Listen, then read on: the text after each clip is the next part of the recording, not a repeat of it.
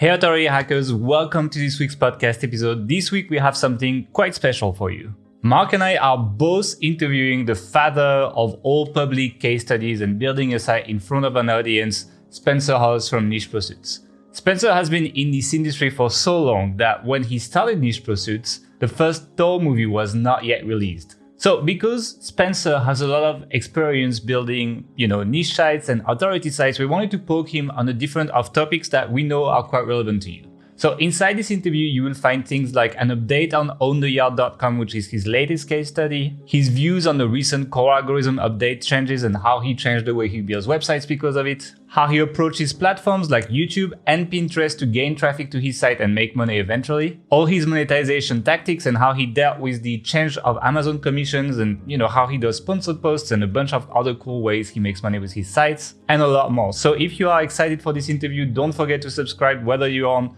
podcast platforms or on YouTube. And if you're on YouTube, don't forget to drop a thumb up and click on the notification bell so that you don't miss our future videos. Now I'm going to stop teasing you. Let's get started with the interview.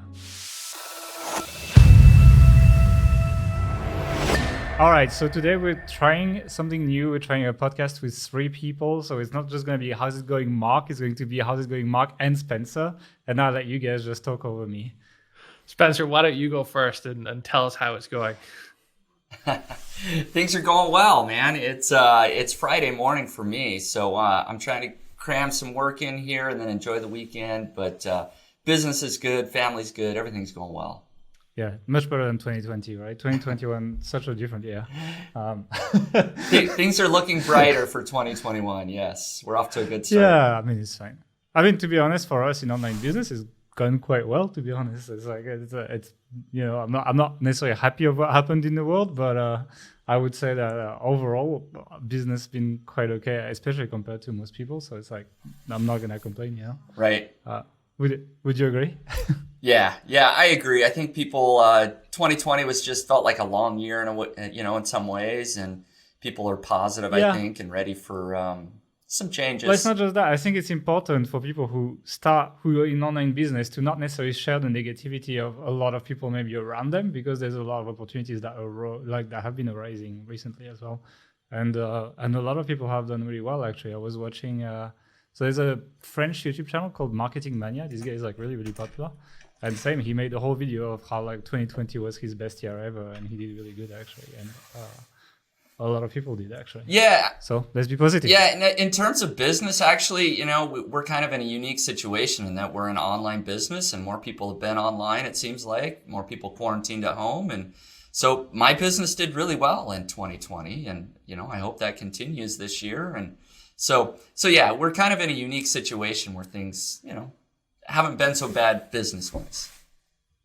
I agree. And Mark also, how's it going? You dodged the question. I thought I was going to get away with that and to answer that this week. I don't have any. You just passed it to Spencer like cowardly and just like try to avoid it. I don't have any great answer. It's going fine. Nothing special. We're still locked down here, not really doing much, just working. Weak answer. Yeah, by the way, Spencer, in this podcast, I know we were trying to be polite in your podcast, but in this podcast, it's a tradition. We talk over each other all the time. So feel free to interrupt us at any time and just talk over us or shout louder than us, etc. That's kind of how it works here. So I just wanted to just welcome you to this and see how it goes. All right, see if I can get in the mix. Sounds good.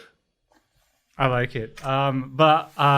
What are we talking about first, Mark? Let's just jump into the actual. So one of the big reasons I wanted to have you on, Spencer, is because you have a very public case study, OwnTheYard.com, which you've done a kind of month by month analysis of how it's going, and talking about some of the things you've done. And we just wanted to really like pick your brain on how this has sort of transpired, what you did, what's working, what you would do differently if you're doing it again, and just learn or share with our viewers how Spencer Haws builds niche sites in 2021. So why don't you start by telling us about maybe your approach to choosing a niche, or do you call it niche or niche? Niche, I guess. I'm a niche guy, a niche but guy. Okay. we can agree to disagree, I'm sure, on that one. Okay. Yes.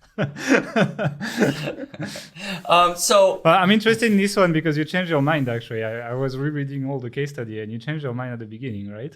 yeah, so the case study, you're right, I did. So let's jump into that just a little bit in just 30 seconds, like why I do a case study for anybody that's curious. This is my fourth time to build a niche site in public, and it's an interesting exercise in terms of just showing people step by step, real world. Here's a site. I'm showing everything that I'm doing, and it's a great way for them to learn. And so that's why I do that. The other benefit for me, hopefully, is that more people come read my blog and they're excited to get really good actionable tips, right? So I hope that it ends up being a win-win, that I build a site that they can follow along, I grow my audience, and then the kicker is if the case study site actually makes money, right? Which fortunately it has in this case. So picking the niche, I like to go into something that perhaps you don't have to be a highly skilled individual to kind of be an expert, right? That's kind of one thing. And then the other thing is really I'm just looking for a market where I can rank for lots of easy to rank for keywords. Is there a lot of sort of gaps in the market when I'm doing my keyword research? As I look at, and really it just comes down to looking at the first page of Google. I look at a bunch of keywords. Are there lots of keywords that I can find where it feels like it's not dominated by authoritative sites with a high, domain authority? Are there opportunities there? So that's what I'll do. I'll go and I'll try to find, can I quickly find 20 or 30 keywords in a particular niche that I feel like, if I wrote an article on this, I could rank for relatively easily without a ton of link building. So that's kind of the just quick overview of how I'd pick a niche. Now, when I first did this, as Mark went into, I got all excited for some reason about sort of senior living. Baby boomers are getting older, people are retiring. I just felt like this is a growing market, and it is. And I kind of got really excited. Okay, I'm going to go into this space and write about products that, seniors might need as they get older, that sort of thing. And I maybe pulled the trigger too quickly because as I did more keyword research, even though I could find my 10 or 20 keywords that were easy to rank for, I couldn't find very many more. As I looked at lots of individual keywords, it just seemed like, okay, this is a harder market than I thought because it was dominated more by just very authoritative sites, nursing homes and just other entities that have a lot of expertise in the area. So I then switched over to backyard stuff, for lack of a better term. So OwnTheYard covers like backyard gardening, backyard landscaping, backyard games, basically anything you can do in your backyard. That's kind of what OwnTheYard.com covers. And the site, I started it in late 2018. So it's been up for a little over 2 years. And it's doing pretty well at this point. Last month, it made about $3,700 between, Amazon Associates and Ezoic ads. And nice. It's been a while you gave an update as well on this, right? Yeah, I hadn't done a big update I did it monthly for about the first year. And then I've done it less frequently. I did do an update just a couple of weeks ago. I published it on my blog. Kind of an annual review of 2020 is what I did. Makes sense. So I have a question about monetization. So do you consider the monetization ceiling or potential when you're doing your niche research? Yeah, I take that into consideration. With a niche site and like a public case study site, the ceiling can be a lot lower in my opinion, right? Like if I'm really just the goal was, I think, to make $1,000 after, I wanted to make $1,000 basically before I rebuild the site. And that ended up being about a year. Just shy of a year, I believe, is when the site started making $1,000 a month. So I'm really okay if I build a site and the ceiling is like $2,000-$3,000 a month. if I were to build a site more privately, my target would be quite a bit bigger, actually, right? I would want something that I felt like could at least be a 6-figure a year type niche site. Is that because you're worried about copycats and the potential revenue loss from that? That was one of my questions. Like, does it help or does it hurt to share it publicly? You know? Right. Yeah, that's one of the considerations. Is when I build the niche site, I want it to do well, but like if it starts doing really well, that just attracts way more competitors, and it does get more difficult. And because this is my 4th time around, I'm very aware that there's going to be a ton of people building a site in the exact same niche as me. This happened with my survival knife site. It happened with other sites that I did as a public case study. People, at least... Parent site as well, right? The shaving one. Yes. Yeah, the shaving site as well. And people are just lazy, or they see success and they're like, I can make a quick $1,000 a month if I copy his site exactly. And so there's collateral damage that comes along with doing these, case studies. And so I'm sort of just happy and honestly just kind of relieved that I can get a site that's making a couple $1,000s a month that I did in public, because it looks really bad if you build a site and it totally flops. I was going to say, it's a risk, when you start. It's a big risk. It's like, even if you've done it many times, I mean, it can happen that a site doesn't do that well, etc. And, it can happen to us, it can happen to anyone. It can happen to anyone, right? There's no guarantee that Google's going to pick up your site and do well. And so sort of the other question you asked is, does having it in public help the site? That's a good question. That I did build it to $1,000 a month before I revealed the domain. So I feel like I at least got the ball rolling and feel like I can say, okay, my strategies work from 0 to 1,000. After that, certainly when I emailed my list and said the site is OwnTheYard.com, that was the highest traffic day, by far. Thousands of people come visit it. So it's debatable how much that really helps, though, right? People are mostly just looking; they're not necessarily building any links or anything like that.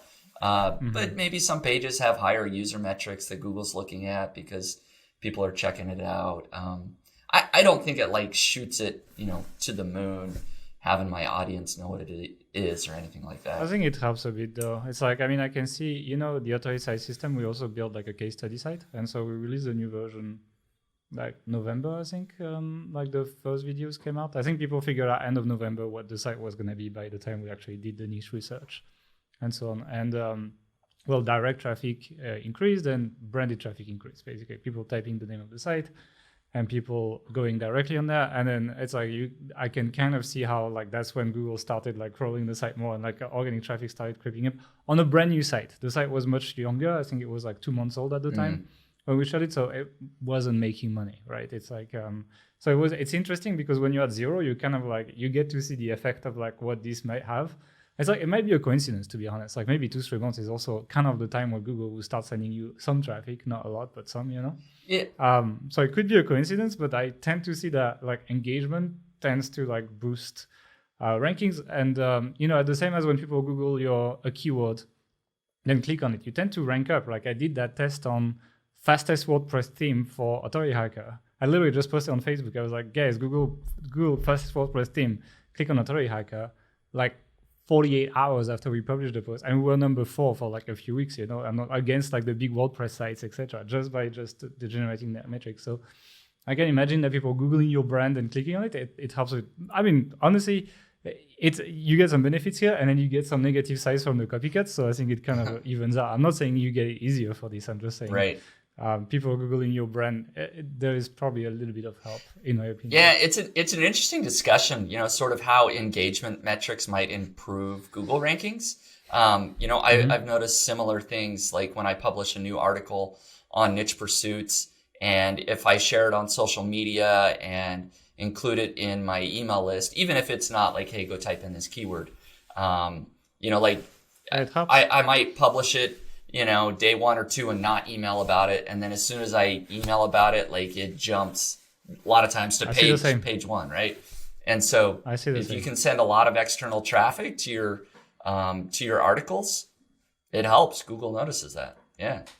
I mean, YouTube works exactly the same, so I would not be that surprised that they're trying to do something similar. It's the same company, Yeah. right? But it's like, this is hard to prove, right? You can't really put numbers behind this or anything like that. So I always put like big quotes when I say these things. You know? Right, and it's not like it's a permanent ranking a lot of times, right? You No, jump up usually and then it comes back down when you stop sending the traffic. But hopefully after a few months, it finally climbs its way back up. And sometimes it does, sometimes it doesn't. How have you been affected by the Amazon price changes last year? Has it affected that site or your other sites in a big way? And what are you doing? Yeah, the commission changes, the commission reduction rather. Right. What are you doing differently now when you're sort of researching and planning out sites given that? Yeah, there was a big commission change in like April of 2020. Was it 2020? Yeah, 2020. Of course it was. So that does, that's no fun. And I sort of had the chart the month I had, and it's like, it takes a nice little dip there in Amazon earnings. So what I've done actually with that site, and I don't know if it's only because of that, but just a lot of other things that I found that it's become, I don't know if it's become more difficult, but it's certainly not getting any easier to rank for the very affiliate focused keywords like, the best backyard, shovel or whatever. There's always fobs on the way, right? Yeah. There's either more competitors or Google's just ranking different, Amazon's ranking better or whatever it is. So I have been focusing a lot more on like informational content, to be honest. I published, I don't know how many, but it was a couple hundred like informational articles in the second half of 2020. That's really where I put all my content budget, was to do that. A lot of, question-based keywords, things like that were simple questions. You don't have to write as in-depth an article instead of like a 4,000 word beast, targeting an affiliate phrase. You can write like maybe 1,500 words and rank well on a sort of question-based keyword. And so I did a lot of that so that I can increase my display ad earnings, is the idea, is to just rank for a lot more of these informational keywords. And so that's the shift that I've kind of made, is to try and balance out the income a lot more with those types of keywords. Yeah, when you were doing the reports, it was mostly Amazon and then a little bit of Ezoic. Yeah. And then I guess, are you still in the $17 to $20 range per 1,000 visitors? I think that's what I read in your reports. Yeah. That's pretty good, actually. That's good for Ezoic, especially. Yep. It's like I've experienced much lower with them, so that's why usually it's really good, actually. Yeah. No, it's been hovering around the $17 RPM mark for a while. So we'll see if that increases. Spring is, for this particular niche, does really well. Spring and summer, so it tends to increase. Yeah, but like, these ads, they're not that much niche dependent anymore. It's very like retargeting driven and like reselling, retargeting data and everything. So it's like you kind of see most niches kind of converge towards the same earning per 1,000 visitors, So like it's like ads it's not just like the good times of AdSense where you would pick the niche based on the CPC of the keywords, etc. It's a little bit different now in terms of like how you buy ads. I don't know if you buy ads for niche posts. I guess you do for Link Whisper, right? Mm-hmm, I do.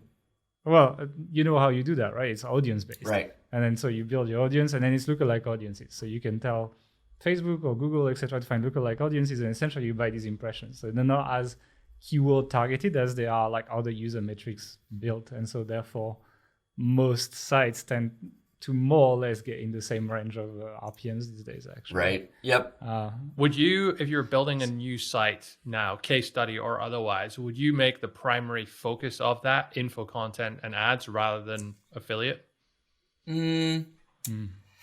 No, I don't think so. But if I were to start a new site, I would not focus on Amazon, for sure. I would focus on, I really like sort of third-party, affiliate programs, private affiliate programs, right? So, like, I think you guys did a software site, right, or something, software reviews, and so that's kind of what I'm talking about. Is like those, they sell one product or a couple of products. They've got their private affiliate program. I would kind of focus on stuff like that, that make a little bit more commission, right? That's just different. You know, it's so many people are building Amazon affiliate sites and targeting the same things. I would really try to dive in and find something that's a little different, if possible. I mean, sites have been built on everything under the sun at this point, but that's probably what I would do. You know, or I would buy an existing site and try to scale it, probably an existing site that's not as Amazon focused, right? And try to scale what it's doing at that point. Have you done that a lot with existing domains or existing businesses? I've done it some. Yeah. Like I have a couple of sites right now that I acquired about 2 years. And so I've been growing those and working on those. What's the acquisition strategy then? How do you get those? How do you acquire those? Like, where do I look for those? Did you buy it off a broker, or did you reach out to them directly? Did it come to you, or? Yeah, so 2 sites we can talk about. One I bought privately. Oddly enough, I think it was one of the Facebook groups, like the MediaVine or AdThrive Facebook group. I put a post out, hey, I'm looking to buy a site. Anybody looking to sell one of their, blogs or sites? And sure enough, we got several people actually that were interested. And in those Facebook groups, you guys are probably aware, it's usually like bloggers, like mom bloggers or food bloggers. So it ended up being sort of a mom blog is what I ended up acquiring. So that was done privately, no broker, anything like that.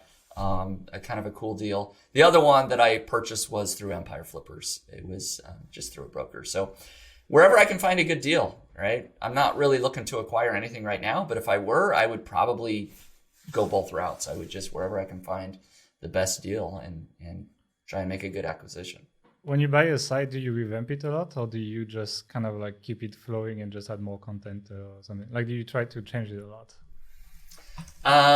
Yes and no.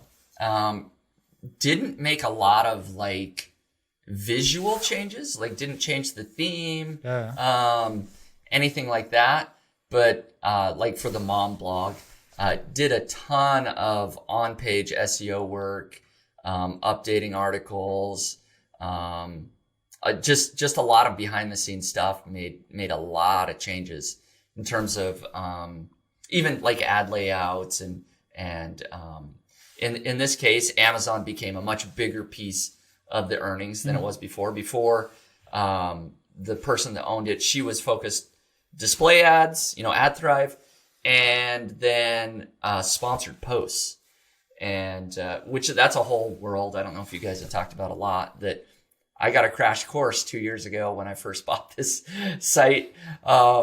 It's a lot of work to do sponsored posts. It was a partner and we bought it. By sponsored posts, you mean that people outreach to you asking for a link and you sell them a guest post, sell them a link?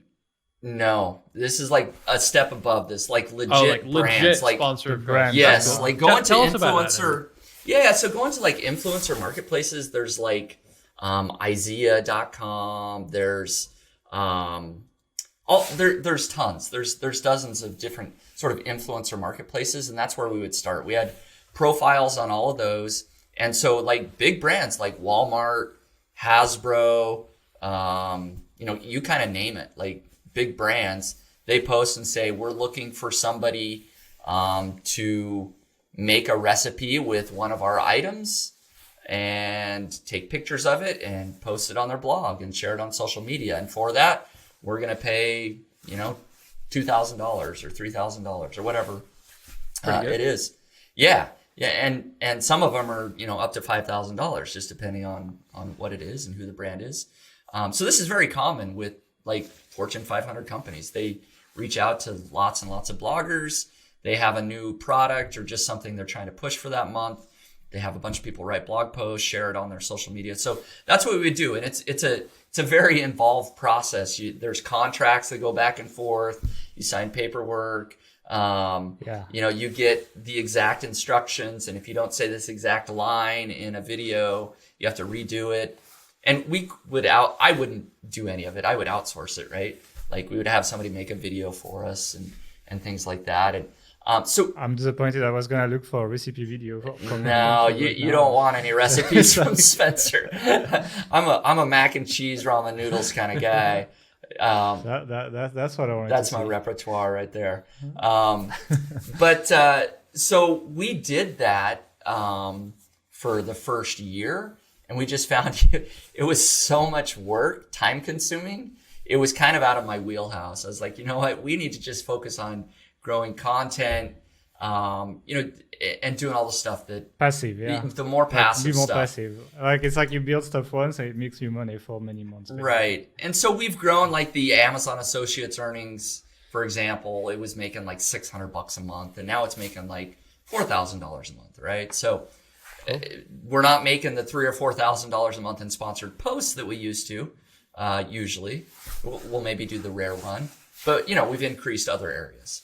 I have a question about the sponsored posts. So, yeah, do you think they're looking more for sites which have good kind of SEO metrics, or it's more you have a lot of followers on social for that big burst of promotion?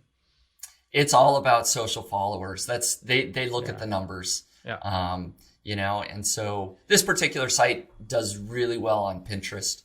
And so they can see that it's got, I don't remember the number of followers, right? But it's got hundreds of thousands of followers or whatever. So numbers that they can see on Facebook or Pinterest or whatever, that's really what they're looking at. Plus, they do look at traffic of the site overall, right? So if you have a high traffic site and they want a blog post, they look at that. But they're not, for the most part, they're not even thinking, oh, is this post going to rank in Google at all? Yeah. Do you even link to them? Do you link? And if you do you no follow or not? You do link to them. It's no follow, and you have to have, that it's a sponsored post. You have language, and often they supply that language for you. Like you need to have this paragraph or whatever. Okay, so it's clean. Yeah, it's clean. And so it's a very interesting world though, because again, when you look at like the AdThrive, MediaVine, sort of the craft bloggers, food bloggers, that's a huge part of their revenue. A lot of them is this sponsored post. Yeah. They're I hate to say it, but they're probably more hustlers than we are. Like I was gonna say I don't like it that much. I don't like it. They're hustling to get the deals, and then they're hustling. I mean, they're making recipes, they're sewing clothes, they're taking pictures. It's a freelancer job. What's that? It's a freelancer job. You're just a freelance content creator, basically. Yeah. Except you paid on like the audience you built. Yeah. And so the amount of work that some of these like true like hands-on bloggers are doing, I applaud them. It's amazing, what they're doing. But yeah, I'm like I can't do that. I got to go back to just trying to rank better in Google. Optimizing my on-page stuff and making some money from ads. Like that works for me. Yeah. Yeah. You mentioned Pinterest on this site, and you did that on OwnTheYard as well. Do you still do this? And how do you look at Pinterest these days versus maybe how it was like 2 years ago or something? Yeah, Pinterest has changed a lot. There's been a lot of updates with Pinterest, but there's good traffic to be had there for sure.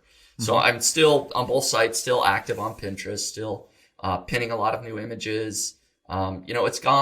It seems like it's gone from like you used to be able to just schedule out hundreds of things on Tailwind, the Tailwind to now like you got a live pin and use the Pinterest scheduler. And so, like I've got an active VA that, every day pins 5 or 10 images, sort of thing. Yeah. So I'm still doing that, and it still brings in good traffic on both sites, and it fluctuates. Sometimes you get a couple pins that take off, and sometimes you don't. But the traffic can be really good. So I think it's, honestly, I think with display ads is good actually. Yeah. Because display ads is like easily monetized. Like if you do affiliates, it's kind of hard to sell stuff to people from Pinterest. But display ads, you get paid per impression. So at this point, if they click, they click. Exactly. If you can get 1,000 visitors a day coming from Pinterest, and they're just looking at display ads, that's great. How do you produce content these days? I mean, I take it you're not obviously writing all yourself. How do you produce it? He's too busy doing recipes on YouTube. Yeah. How do you produce content at scale without having the quality kind of go down? So a lot of standard operating procedures is really kind of the answer. And so coming up with a system, and I've done this like for OwnTheYard and other sites, coming out with really well written, and for me it's just spreadsheets, but it's really well written sort of checklists that people can follow with demonstration videos. How do you add meta descriptions and make sure the Yoast keyword is optimized and that sort of thing. Doing kind of all the really basic things in addition to the authors usually just write, but having these other checklists to make sure they're looking at all those things. And so my process that I followed is had this really good standard operating procedure. For OwnTheYard, I ended up having like 7 or 8 different authors when I sort of pushed, like I said, a couple hundred articles pretty quick at one point. And so they would write all the content, and then I have an editor that I trust and is, knowledgeable and has proven that they can follow this checklist. They go through that editor and make sure the authors hit, all those points. And that's really the process. And then, I hate to say it, but like for OwnTheYard, I wasn't then rechecking what the editor did. I just let it be scheduled, hit publish, and it's on the site. It's a similar process for other sites. Like sometimes I do outsource content for niche pursuits, right? I still write a lot of the content there, but if I have like an author that writes something, I become the editor. I don't outsource that for niche pursuits, right? Like I read and update. But it's a similar process. You get your standard operating procedures, you get your authors, you get an editor that checks all the work. That's how you scale. Where do you hire these people from? So I've done pretty decent on Problogger job boards. You can get a lot of decent authors. You get a lot of applicants that you got to weed through sometimes. So there, and then I've done decent actually on Upwork, and I like to hire hourly if possible on Upwork. That's interesting. Why is that? Yeah, just because instead of like paying per word, you can sometimes either underpay or overpay, just depending on the individual author. But I feel like if I am able to pay hourly for somebody that is really focused, say I pay my editor like $20 an hour.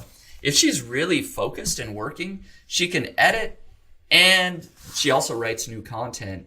She can produce a lot more content, and I end up paying more. I end up paying less than I would if I just paid her 5 cents a word or whatever. So that's interesting. We had the opposite experience whenever we'd had like hourly writers. It's been a long time since we tried it, but we felt that they tended to just take a lot longer to write the content, and it wasn't really that much better than it would have been. So we stopped doing it quite a while ago. And it can depend, like I said, I got my editor that she's hourly, and like she's somebody that every once in a while you just find somebody that's a superstar. Yeah.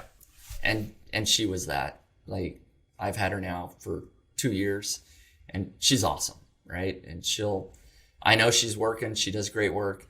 Others, you just come in, pay them per word, and that's fine. And across all your sites, do you directly manage everyone, or do you have like different people managing sites? Do you have different levels? Like how do you keep track of everything and keep everyone kind of focused and on point? I have good people in place. I mean, at the end of the day, yes, the buck stops with me for all of it. So in a way, yes, I'm managing all of that. But like for OwnTheYard, as I explained, I've now got this sort of superstar editor where really she's doing everything, if I'm honest, right? Like I have her send me a weekly email with what she did, and sort of I check in. But I've got a list of keywords that she's working through. I've got a list of content updates that I want her to do now. Now that the site's a couple years old, I'm actually having her go back and update and refresh some content. And beyond that, it's me just sort of checking in. So I do a little bit of both. I try to have really good people in place that are really managing the day-to-day, and I am just checking in once a week or, monthly or that sort of thing. Yeah. We have a similar system on some of our sites as well. Yeah. It's like, I check on Friday afternoon or something. Right. I kind of catch back up, and it takes me like 2 hours a week or something, and that's it. Yep. So yeah, actually very similar. So I'm glad to be doing the same. Seems to be doing all right. Yeah, it's working. Yeah, exactly. Do you have more questions on content, Mark? No, I was going to go on to on-page SEO. Go for it. Tell us about. I know you want to talk about your internal linking because you now have a internal linking plugin tool, linkwhisper.com, which is actually pretty good. But tell us about, in a broader sense, how you approach it on page for an affiliate site. Yeah, so on page, I mean, you guys have probably talked a lot about. I mean, first you got to produce the content that's actually targeting, a specific keyword. We won't necessarily go into all that, but right, you want to optimize sort of the article for the keyword you're trying to rank for. You've got your. Do you use like Surfer SEO or anything to do that these days? I've been using Marketmuse. Okay. A lot. I have used Surfer in the past, so I'm very familiar with that as well. But yeah, I use Marketmuse to kind of make sure that the articles are, and this is a big on-page thing, right? Is you're using sort of the latent semantic keywords that either Marketmuse or other tools maybe recommend, but also looking at the first page of Google and seeing what the other sites are talking about, like what are their headings, what are the main subjects within the article, and making sure that you're hitting on those points. And I think you guys actually did a video on that not too long ago. On the best flushing toilets. Yeah, that's what it was. So that's right. So watch that video if people want to know what we're talking about. I do something very similar. The idea is that Google is basically telling you what types of articles they're going to rank for this particular keyword. So just make sure you're doing that stuff, right? So that's a big part of the on-page optimization strategy. And then the other thing, is links. Links are important. And if you can build internal links, that's a great way to still get a link to your site. And so, of course, I love building internal links because you own the site. And if you've got, other articles that are related to the one that you just published, like it just makes perfect sense to link to that article. And so, we don't have to jump into Link Whisper too much unless you want, but that's what Link Whisper does. It's a WordPress plugin that helps you build internal links much faster, much easier, sort of recommends what would be a good Just one question about Link Whisper. What's the difference between the free version and the paid version? I think that's what people want to know because there's a free version. Yeah, there is a free version. And the free version still gives you the link suggestions, like when you're editing your article, but it doesn't allow you to automatically build those links, right? So it just lists. So you need to go do it yourself. You have to do it yourself. So it says, here's what we would recommend as a link. But if you want to be able to sort of just check the box and hit add the link, it's the premium version. There's a couple other little things, but that's kind of primarily is that it's the free version is the do-it-yourself version. Yeah. I think people might want to check the free version and they can see how it looks like and then whatever happens. It's in the WordPress repository, so just add it from WordPress basically. Yep. Any more on-page SEO stuff? No, just specifically on internal linking. So I mean, try and be as unbiased here as possible, but like how much of an impact does it actually have on your SEO performance? I did a case study on this for OwnTheYard actually, so people can find that. Might have to do some Googling. I don't remember exactly what it'd be called. We'll put the URL there you below, go. Like when we edit it, just put it. Yeah, where basically I took some articles that didn't have any internal links, and then I built some internal links to like 30 different articles or something, and then I tracked the results over the next few months, and there was a noticeable impact. Most of the articles improved in Google. Some of them dramatically, some of them not at all. A couple of them declined, but on average, they definitely improved their rankings in Google. Is it going to make you rank number one for a really competitive keyword? Probably not, right? It helps. It's, it still is a signal to Google. They rank web pages, right? And so If one web page is linking to another web page, that still is a vote that particular article should be ranking higher in Google. And so I think just depending on the keyword, it can have a really big impact. Do you think it's more impactful in those competitive environments or in those less competitive environments where no one's really doing on page or not that much of it? Right. Yeah, I think, sort of in the lower competition realm, it's going to have a bigger impact. But it's sort of the thing is that, like, if you're going after competitive keywords, you still have to do the internal links because everybody else is, right? It's just you probably are going to need some external links as well. All right, let's talk about external links then. What's your current outbound link building strategy mix? Like, what are you doing? Guest posting? What else? Yeah, so I will just say that my caveat here is that I've never been like a huge link builder, right? I've always kind of just done the minimum. I've always been like, I love to find easy to rank for keywords, write the content, and try to rank. And that's worked pretty well. So for like OwnTheYard, I have done some link building, and most of that has been guest posting, doing the whole outreach thing and trying to land some guest posts. I have tested out a couple of services, for example, as well, like link building agencies. Like one recently is doing sort of your guys' method of the shotgun skyscraper technique. I watched the interview. Oh, okay. Yeah, so... Yeah, and Mark was on the podcast too, no? It was Mark Moss, yes, right? yeah, with Niche Website Builders. So you were on the podcast. Yes. Yeah, so they've been doing that recently for me. And so, of course, Authority Hacker listeners know all about the shotgun skyscraper technique. So kind of been doing that.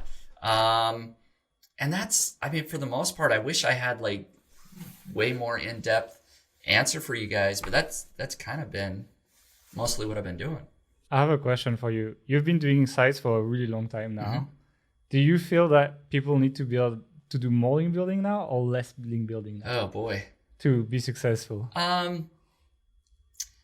I think it's really important when you have a new site to get that site to a certain level with sort of a core number of, not necessarily a number of links, but it feels like there's a certain authority that your domain needs to reach. And then it feels like, at least if you're going after the lower competition keywords, you don't need to be scaling your link building as much anymore. And that's always been my mentality, is trying to get sites to kind of a certain authority level. And then at that point, like just producing content, doing internal links, trying to optimize on page. And it seems like I'm having a high enough hit rate, if you will, that it's profitable. Mm-hmm. And so that's kind of been my overall mentality. Do you need to build more links? If I look at things like niche pursuits, there's really competitive keywords that you got to have more links for. We have Authority Hacker, I understand. and that's still like my ongoing debate is like I want to rank for some of these keywords, but like I'm not going to outrank Ahrefs and HubSpot and all of these guys, and so I kind of have to like tone my enthusiasm a little bit sometimes. No, I think a guy to look at is Adam Enfroy. I don't know if you've checked his site. I have seen his stuff. Like this guy is like, oh shit, actually it's possible, and he's definitely been killing it. He's on OwnTheYard now. He might be even higher now, but he's been really hammering the link building. He comes with like pre-existing relationships because he was like an affiliate manager for like BigCommerce, etc. So I'm expecting that he knew a lot of people that are linking to him now. But I think it's a good example. If you want to see someone who did it in that market, like he has been killing it with very active link building. He's been mostly doing guest posting, and if you look at what he's doing, it's really interesting. And so I don't know if you want to dive too deep into that, but just with niche pursuits, seeing him and a couple other people, it's like, maybe I should try some more active link building. And I haven't done a lot. But I did reach out to a few people because I've been in the industry for, 10 years or whatever. And so reaching out to a few people, I've landed a few, guest post spots, pretty easily. And so I feel like I very easily could. I could reach out to 100 people and I don't know what the percent would be, but it would be much higher than, probably other people. And I could do a bunch of guest posts. But then comes the debate of, is that the road I want to go down? Do I want to be spending my time writing all those guest posts? Do I feel good about hiring like a ghostwriter to do guest posts for me? Do I want to build out that process? Is it worth it? And so that's an ongoing sort of debate that I have with me. Like I said, I've got a few guest posts that I'm going to do. Maybe I'll monitor those and see how it goes and decide if I want to scale anymore. The difficulty with this for this niche is that you'll need hundreds to like really make a big impact. It's just like the volume needed is high. It's like it's not like let's do 5 guest posts and then let's see how we're ranking. It's like it's a sustained like intensive effort. Right. And so I mean the other thought is, well, okay, if I'm not going to be doing a bunch of guest posting and things like that, I have to look at my business like for Niche Pursuits and go, it's doing really well already. I can scale more content in certain areas that maybe are a little bit easier to rank for. There's other activities that I could be doing, which you guys are doing a lot better than me, like YouTube and capturing audiences in different places. That can scale the business. We could do better still. But yeah. I'm hot and cold depending on, the time period. So anyways, that's just sort of some thoughts on Niche Pursuits. Another question for link building, maybe for your other sites, but like, do you pay for links? I don't pay for links like niche edits, if that's what you mean, that sort of thing. Any kind, like, if you do outreach and they're like, oh yeah, give me $30. Yeah, I should take that back. Especially because I have hired other services like niche website builders, and they are paying for links, right? They'll usually reach out for guest posts, and then, We said we would try this year, so it's like we're not trying to be like, this is bad, don't do this, etc. We actually literally said on the podcast, actually we're gonna try on some projects. So it's like, it doesn't not seem like to be that much in the way of like penalties or people suffering. Not anymore. From of it these days. Yeah, no, I haven't seen anything like that. But yeah, if it's $30 or $50, it's like, all right, whatever. Let's do it. Okay. Yeah. Cool. But I think it's important to like have that like real discussion and like really talk about this, because you know what I mean? You know how this industry works, right? You have on some side, you have like the white knights, and right? You have the real assumed black hat people, and then it's like you kind of have to pick a side. But like, I think there's link buying and link buying, doing all like spamming, and then also just be like, if you're posting a guest post on your site, I understand if it takes some time to people that they want to be paid for that time, or something. It's like, I don't think it's that stupid. So, I like the idea of that. Maybe there's some middle ground here where it can be done without excess or anything. Right. And I agree. And it sometimes depends on the site too, right? Like, so for OwnTheYard or other sort of niche sites, I'm willing to experiment and try and, do things. Like if that were my livelihood, like maybe I wouldn't do that. Right. Niche Pursuits, like I'm never going to like buy a link or something like that. Like I care too much about the community and the business that I've built. Right. Like I'm going to try to keep that as squeaky clean as possible, but other little projects, I'd try different things. Yeah, I believe also that's part of our role to like actually experience the whole spectrum of the market and share the experience. Yeah. So I think it's something you probably should check. Going away from link building, I wanted to talk a little bit, not too long, about the recent Google broad core algo updates, and like what essentially everyone has their own interpretation of them. Like everyone just like would explain it in one way.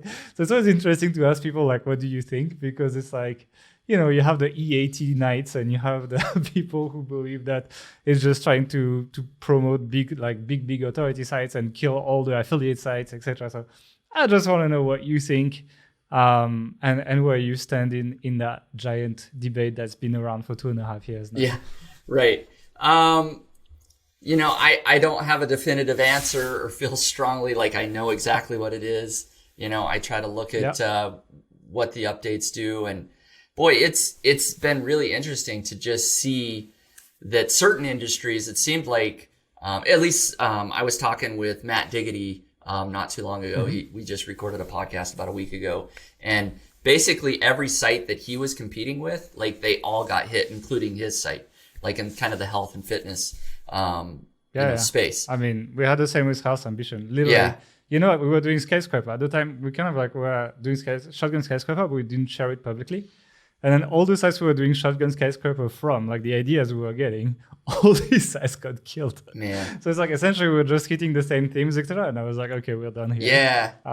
So it's it's certainly not industry specific, but it's just interesting that he noticed like every site except for like one or two in sort of the health and fitness space got hit pretty hard.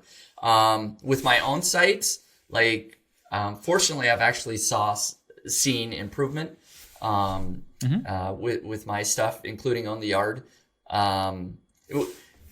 Not to get too sidetracked, OwnTheYard's kind of interesting because the winter months is really a decline because of seasonality. And so like when the core update hit, like I am not seeing an uptick in traffic per se. It's still just flat. But when I look at the number of organic keywords in Ahrefs that are now ranking, I'm ranking for more keywords. But the traffic's not going to come till spring because nobody's going to be searching for backyard games until spring. So I expect a really good spring. Anyways, just sort of an interesting thing I've noticed there. And Niche Pursuits has done really well in the Google Core Update as well. But what I think I've seen is that the affiliate type keywords seem to have gotten hit a lot harder than other types of content. And again, this is looking at OwnTheYard. I feel like I'm ranking worse for, my best croquet sets, my best frisbees, my best, whatever tool for your backyard. It seems like those types of articles got hit a little bit more, and my informational articles are kind of doing better. So if I were to make any sort of, statement about it, that's at least in my world what I've seen. Okay, cool. I don't know if I want to start a debate right now. I don't. Like I said, I haven't done like a wide study. I don't have like a lot of data to back up any argument. So if you have other things, I believe a lot of the industry. Yeah, I think a lot of the industry has a lot of confirmation bias. We spend our days looking at affiliate sites. Yeah. So it's like it's kind of normal that you find affiliate sites that get hit. And so it's not, I'm sure if we spend our day looking at e-commerce sites, you might find a lot of e-commerce sites that got hit. Yeah, that's true. It's just hard to, I don't have the data to back it up, so I'm not saying anything, but I'm saying it's usually normal to see, like, you look in your own garden and then you see what happened when there was a storm or something. You know what I mean? You get it's what you focus on that you see. And I don't know what these updates are, so it's like I'm not really taking... we've made a whole episode that will be aired before yours, so it's already live if people want to check it out, about like discussing about this, but also discussing about how the industry reacts to this and how people make a lot of money essentially trying to explain these updates without necessarily knowing very much, and selling services and selling agency stuff, etc. And so like it is an interesting, but it's been 2.5 years now, so I think it's time to start drawing some conclusions and learning how to live with them, actually, because they kept happening at least until last December. Yeah. And also just related to updates that might be interesting is that nichepursuits.com actually got hit with the May core update. It very much, sort of, anyways, there was a dip in traffic and it sort of was slowly going down until this newest core update. And I will just say that I did a lot of work from May to November. You moved a lot of content, right? I removed a ton of content, just a lot of old stuff that wasn't relevant, old income reports that nobody cares about from 10 years ago or whatever. So I removed like 200 articles. I optimized internal links a lot. And that, honestly, not just adding internal links, I actually removed a lot of like, I was linking to 2 different places that like were Amazon associates, right? Whatever. And so it could be confusing, right? Like if I'm linking to 2 different articles that mention the phrase, keyword research, Like Google's trying to figure out which article I'm trying to rank keyword research. So a lot of it was just, optimizing that. A lot of technical SEO stuff.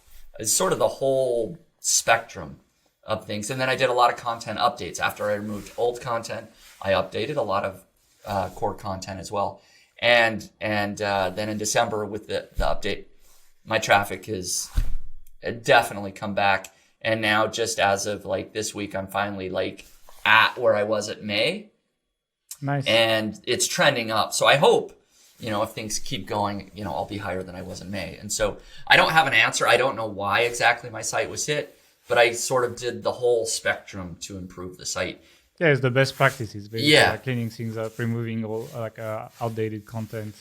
In a way, that's cleaning the technical stuff issues. that if you had infinite time, you would have been doing that throughout your kind of progression anyway.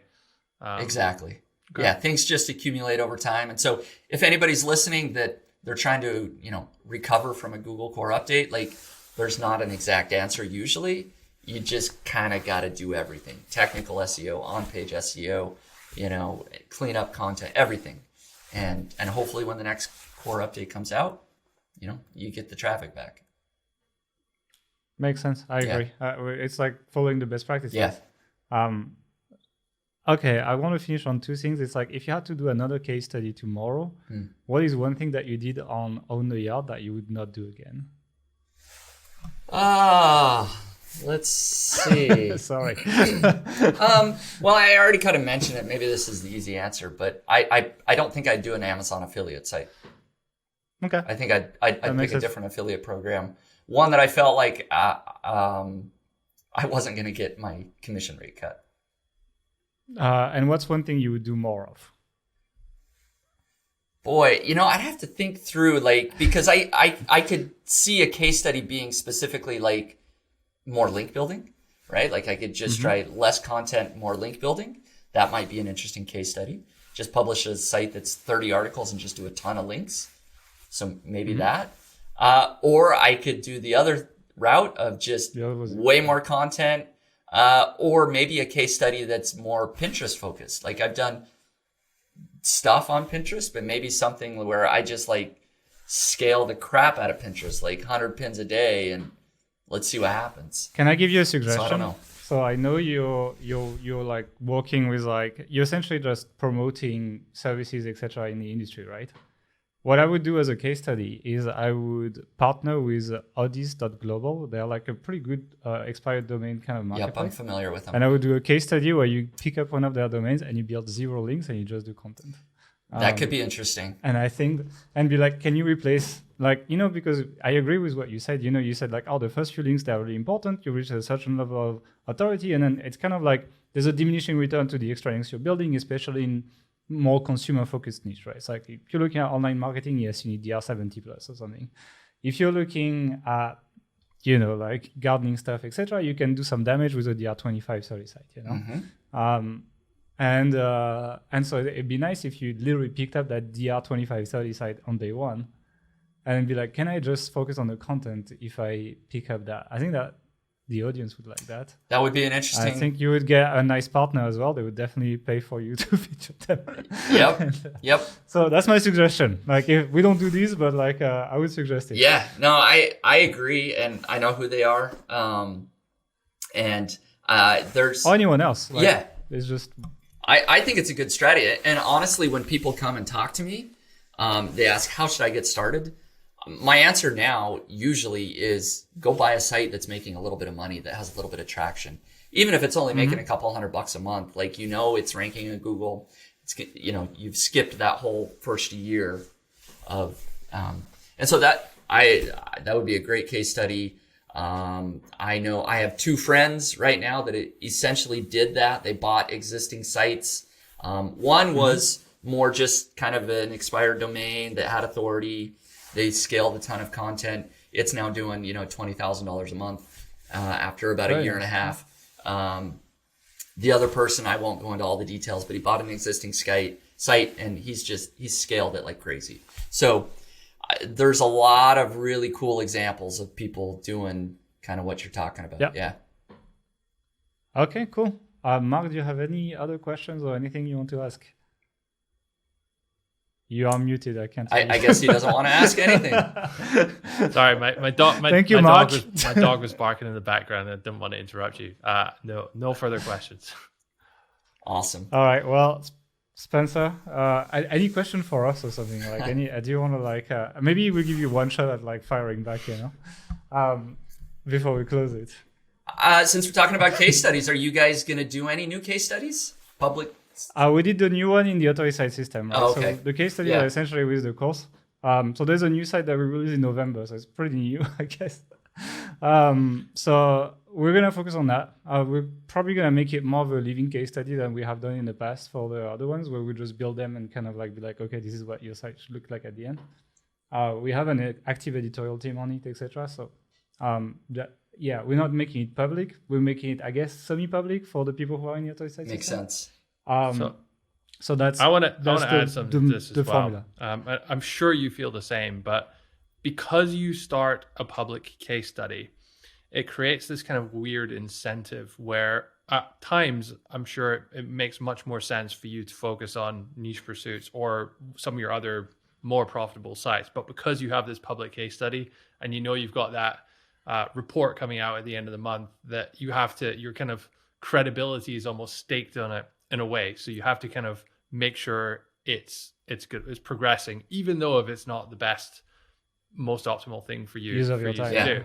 And I hate that concept. Like we really like felt the wrath. It's a headache when we done it in the past with Health Ambition, a previous public case study we did. I'm not convinced that we will do like public month by month case studies like that. We do have a project in the works at the moment, which is like coming to fruition, shall we say. And we'll do like a breakdown of it, like after we sell it, after what happened, stuff happened. We haven't definitely decided if that's the route we want to go, but I think those kind of things. So it's not a full case study in the way that you've done it with OwnTheYard, but it's not live, it would be kind of an after the fact case study. Yeah, we've done that like 2 years ago already. We shared like one of the sites we built and sold, so it would be kind of similar. Yeah. So I think that's what you can expect from us publicly. All right. And then a bit more of a live case study inside the course. It allows us also to reduce the audience, to reduce the amount of copycats, etc. Like, you know how it works. Yep. So it's like, I know if we did a public one, it would get a lot of attention. But at the same time, I agree with Mark on this. It comes with a lot of baggage. It's a headache. Exactly. It's a lot of work. It's stressful. And so if I were to predict right now, I don't know that I'm going to do another public case study. I've done 4 over the past 10 years, and it's a lot of work. It's stressful. I'm relieved, honestly, that the site's making $3,000-$4,000 a month. I can call it good in that regard. I'll keep reporting every 6 months or whatever on the site, and probably eventually sell it, and so I don't even have to think about it. But I don't know that I'll do another one. We'll see. I'm not going to close the door. The thing as well is, even though you've been successful 4 times already, so I think you've shown that you can do this. It's not just luck, right? You can do this multiple times. I think even if you failed one, people would really hold it against you, and it would actually like cost you a lot of reputation, kind of. Even though like you probably have a lot of projects that work well on the side that you're not necessarily showing publicly, etc. And so it's almost like the stakes get higher every time. That's true. Yeah, the stakes weren't very high when I first started, right? I didn't really have much of an audience. Exactly. Now I've already got the audience. Am I going to be losing more people than I'm gaining? So, yeah. Yeah, and I think it's a reality of things that a lot of people understand, but a lot of people don't understand that projects do fail, and it's okay. Yeah. And it's like it happens, and or sometimes it doesn't work as well as you expected, or something like this. We've had many of these, and I'm sure it happened as well to you. And okay. Well, that was your question. Thank you, Spencer. Thank you for joining. I hope you had a little bit of fun. I hope people who listened had a little bit of fun. And also, you have a podcast on niche pursuits where you interview people, so people can go check that out on audio, and you have that on YouTube as well now as well. That's correct. So people can go check that out. You have a free Facebook group, if I'm not wrong. That's correct. You have Motion Invest, and you have Link Whisper that people can check on top of niche pursuits. And we're gonna wrap it up. So thank you everyone for joining, and we'll see you everyone next week. Bye. Thanks a lot, guys. Great talking to you.